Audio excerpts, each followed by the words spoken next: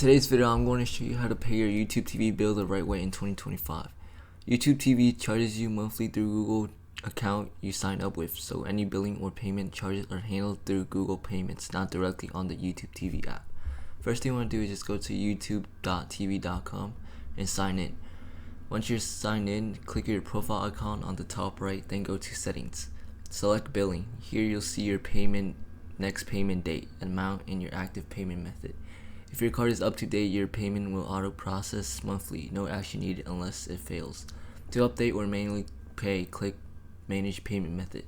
This redirects you to Google Pay. Then open the YouTube TV app. Tap your profile icon and go to Settings.